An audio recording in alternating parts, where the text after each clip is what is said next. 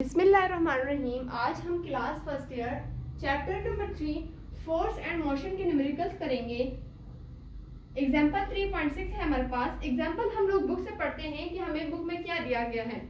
ये सबसे easy example है हमारे पास बुक में। हमारे पास एग्जाम्पल दिया गया है, a car has a constant force of 1000 Newton applied for 10 second.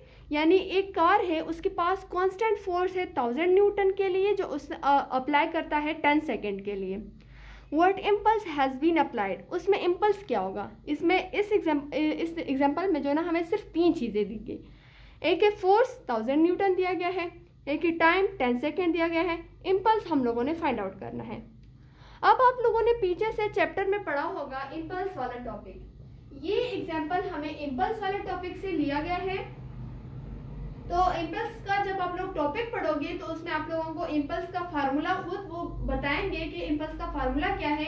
इसीलिए तो ये एग्जाम्पल भी इम्पल्स के टॉपिक से लिया है, ताकि आप लोग उसी वक्त इम्पल्स का फार्मूला पुट करें। अगर फर्दर एग्जाम्पल्स या न्यूमेरिकल्स आ जाए इम्पल्स वाले, तो आप लोग ये इम्पल्स वाला फार्मूला उसमें पुट कर सको। फोर्स हमें 1000 न्यूटन दिया गया था, टाइम 10 सेकेंड दिया गया था। इम्पल्स फाइंड आउट करना है, क्योंकि उन्होंने पूछा था कि इम्पल्स क्या होगा।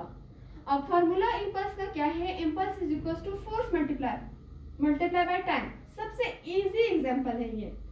सिर्फ फोर्स की वैल्यू हम लोगों ने पुट करनी है और टाइम की वैल्यू पुट करनी है।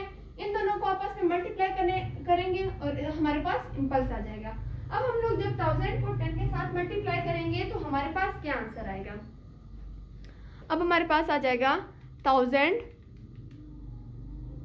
Multiply by 10। हमारे पास आंसर आया 10,000। तो इम्पल्स जो है हमारे पास वो है 10,000। Impulse is equals to 10,000। इसका जो है ना ऐसा यूनिट भी इतना सिंपल है कि यहाँ पर फोर्स है, उसका ऐसा यूनिट है न्यूटन, और यहाँ पर टाइम है तो उसका ऐसा यूनिट है सेकेंड। न्यूटन सेकेंड इसका जो है ना ऐसा यूनिट है।